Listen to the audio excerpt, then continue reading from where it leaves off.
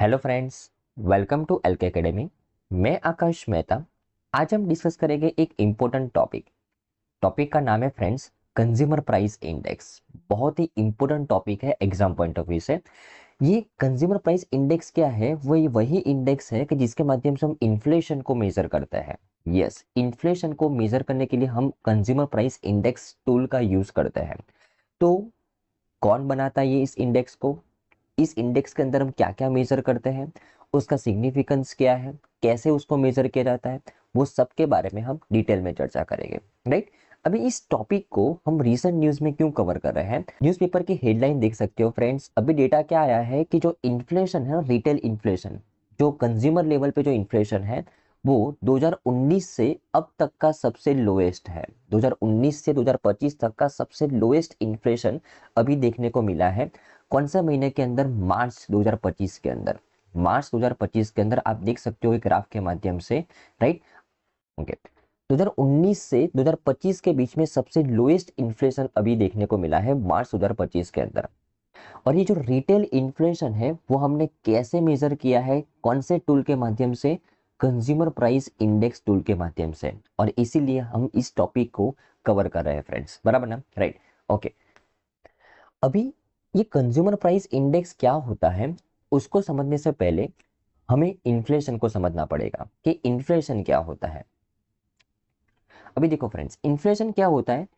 For example, आज कोई चीज के प्राइस 100 रुपया है, और अगर वो नेक्स्ट ईयर उसी चीज का प्राइस 105 रुपया हो जाए, तो उस चीज के प्राइस में कितना परसेंट इन्फ्लेशन आया? 5% इन्फ्लेशन आया। मतलब एक पर्टिकुलर प्रोडक्ट की प्राइस जो ओवर द ईयर जो चेंज होती है, ओवर द ईयर जो चेंज होती है, उसको हम क्या बोलते हैं? इन्फ्लेशन बोलते हैं। राइट। अभी इन्फ्लेशन आने की वजह क्या है? What causes the inflation actually? तो बेसिकली दो वजह से इन्फ्लेशन आ सकता है। एक तो होता है कॉस्ट पुश इन्फ्लेशन, और एक होता है demand pull inflation. Cost push inflation नाम से पता चलता है कि अगर कोई पर्टिकुलर चीज को बनाने में, अगर उसके प्रोडक्शन कॉस्ट में ही अगर इंक्रीमेंट हो जाए, तो उसका जो प्राइस है वो कंज्यूमर लेवल पे क्या हो जाएगा? इंक्रीज हो जाएगा। राइट ना? तो प्रोडक्शन कॉस्ट में इंक्रीमेंट होने की वजह से एक पर्टिकुलर प्राइस, एक पर्टिकुलर प्रोडक्ट की प्राइस कंज्यूमर लेवल पे बढ़ रही है, उसको बोलते हैं cost push inflation. Demand pull inflation क्या होता है? अगेन नाम से पता चल रहा है कि अगर एक पर्टिकुलर प्रोडक्ट की डिमांड बढ़ रही है, उसकी सप्लाई कम है, सप्लाई कम है लेकिन डिमांड बढ़ रही है, तो उस कंडीशन में उस प्रोडक्ट की प्राइस बढ़ेगी, और प्राइस बढ़ेगी इसकी वजह से इन्फ्लेशन आएगा, और उसको बोलते हैं डिमांड पुल इन्फ्लेशन। राइट। तो ये कॉस्ट पुश इन्फ्लेशन और demand pull inflation, basically inflation ये दो वजह से आता है। राइट। प्रोडक्शन कॉस्ट का बढ़ने की वजह से और डिमांड की बढ़ने की वजह से। राइट। अभी ये इन्फ्लेशन जो आया पर्टिकुलर प्रोडक्ट की प्राइस के अंदर, उसको मेजर करने के लिए हम दो इंडेक्स लॉन्च करते हैं। कंज्यूमर प्राइस इंडेक्स जो अभी हम रिसेंट न्यूज में कवर कर रहे हैं, और होलसेल प्राइस इंडेक्स। नाम से पता चलता है कि यहाँ पे कौन से प्राइस को कंसीडर किया जा रहा है? जो कंज्यूमर पे कर रहा है, जो कस्टमर पे कर रहा है, वो प्राइस को कंसीडर किया जा रहा है। ओके। और ये होलसेल प्राइस इंडेक्स के अंदर कौन सी प्राइस को कंसीडर किया जा रहा है? जो होलसेलर को पे करना पड़ता है, बराबर, वो प्राइस को यहाँ पे कंसीडर किया जाता है, बराबर ना? तो कंज्यूमर प्राइस इंडेक्स और होलसेल प्राइस इंडेक्स, ये दो इंडेक्स के माध्यम से हम हमारे देश में इन्फ्लेशन को मेजर करते हैं। दो लेवल पे, एक कंज्यूमर लेवल पे और एक होलसेल लेवल पे। तो अभी जो हम पढ़ रहे हैं वो कौन सा इंडेक्स है? Consumer price index. Retail inflation जिसको दूसरी भाषा में बोलते हैं, कि एक कंज्यूमर को एक पर्टिकुलर प्रोडक्ट को परचेज करने के लिए कितना प्राइस ज्यादा देना पड़ रहा है लास्ट ईयर के कंपैरिजन में, बेस ईयर के कंपैरिजन में, बराबर ना? उसको बोलते हैं रिटेल इन्फ्लेशन। राइट ना? ओके।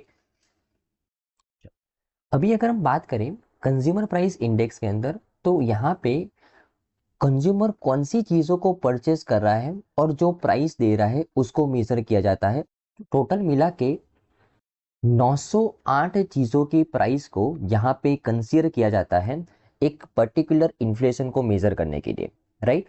अभी ये 908 प्रोडक्ट्स के अंदर गुड्स भी आ गए और सर्विस भी आ गए। राइट। अगर मैं इसके अंदर, अगर मैं और डिटेल में बात करूं, तो अगर कंज्यूमर प्राइस इंडेक्स को मेजर करना है, तो यहाँ पे इस इंडेक्स के अंदर एक बास्केट बनाया गया है, टोटल मिला के 908 प्रोडक्ट का, 908 प्रोडक्ट का। अभी ये 908 प्रोडक्ट के अंदर टोटल 6 कंपोनेंट्स में उन प्रोडक्ट्स को डिवाइड किया गया है। बराबर ना, वेटेज देने के लिए सबसे ज्यादा वेटेज है फूड एंड बेवरेजेस का, 45.86% वेटेज है, बराबर ना, इस फूड एंड बेवरेज के प्रोडक्ट का ध्यान में रखना है। उसके अलावा सर्विस की अगर मैं बात करूं तो सर्विस सेक्टर का, यहाँ पे सर्विस सेक्टर की जो प्रोडक्ट्स होती है उसका जो वेटेज है इस बास्केट के अंदर 28.32%, जहाँ पे एजुकेशन आ गया, हेल्थ एंड मेडिसिन आ गया, बराबर ना, तो इस टोटल मिला के 28.32% है। हाउसिंग सेगमेंट का जो वेटेज है वो 10% के आसपास है। फ्यूल एंड लाइट्स का जो वेटेज है 6.84% का वेटेज है। क्लोथिंग एंड फुटवेयर का 6.53% वेटेज है। और पान, टोबैको एंड इंटॉक्सिकेंट्स का जो वेटेज है वो 2.38% है। टोटल मिला के इस कंज्यूमर प्राइस इंडेक्स के अंदर जो पर्टिकुलर प्रोडक्ट्स की प्राइस का मेजरमेंट किया जाता है वो प्रोडक्ट्स कितने हैं, 908। ये प्रोडक्ट्स को 6 कंपोनेंट्स में डिवाइड किया गया है। उसमें जो फूड एंड बेवरेज के जो प्रोडक्ट्स है वो उसको सबसे ज्यादा वेटेज दिया गया है इस इन्फ्लेशन को मेजर करने के लिए।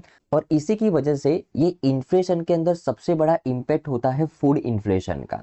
यस, अगर खाद्य पदार्थों की चीजों के दाम में अगर बहुत बड़ी मात्रा में बदलाव आए तो वो कंज्यूमर प्राइस इंडेक्स के ऊपर सबसे ज्यादा इफेक्ट करता है, बिकॉज उसका वेटेज कितना है फ्रेंड्स, 45%, ध्यान में रखना है, बराबर ना। तो यहाँ पे 908 प्रोडक्ट को 6 कंपोनेंट्स में डिवाइड किया गया है, सबसे ज्यादा वेटेज रखा है फूड एंड बेवरेज प्रोडक्ट्स का, ध्यान में रखना है, बराबर ना। ओके, अभी अगर मैं बात करूं कि इस कंज्यूमर प्राइस इंडेक्स को कैलकुलेट करने की मेथड क्या है, तो याद रखना है यहाँ पे कंज्यूमर प्राइस इंडेक्स को मेजर करने के लिए लेस्पिरिस फॉर्मूला का यूज किया जाता है।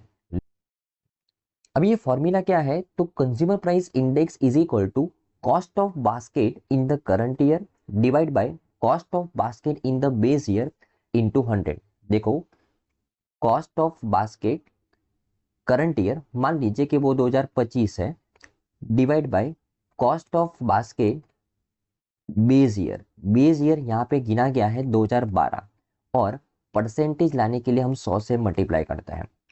अभी मान लीजिए कि कॉस्ट ऑफ बास्केट जो बेस ईयर 2012 की अगर बात करें, तो ये बास्केट में जितने भी प्रोडक्ट्स है, फॉर एग्जांपल 908 प्रोडक्ट्स है, तो उसका जो कॉस्टिंग है 2012 के अंदर मान लीजिए कि वो 100 था, बराबर, और उसी 908 प्रोडक्ट्स का जो बास्केट है उसका कॉस्टिंग 2025 के अंदर, करंट ईयर के अंदर फॉर एग्जांपल 108 है, तो इन्फ्लेशन कितना परसेंट आया फ्रेंड्स, 8% आया, ऐसा माना जाता है, ध्यान में रखना है। तो कंज्यूमर प्राइस इंडेक्स कितना आएगा, 8%, ध्यान में रखना है। मतलब ये 908 प्रोडक्ट्स को परचेस करने के लिए कंज्यूमर को बेस ईयर के कंपैरिजन में 8% ज्यादा प्राइस देना पड़ रहा है, ध्यान में रखना है। ओके, तो इस तरीके से ये कंज्यूमर प्राइस इंडेक्स का कैलकुलेशन होता है, रिटेल इन्फ्लेशन का कैलकुलेशन होता है, बराबर ना। ओके, तो जिस तरीके से मैंने बात की कि कंज्यूमर प्राइस इंडेक्स को मेजर करने के लिए बेस ईयर कौन सा गिना गया है, 2012, ध्यान में रखना है।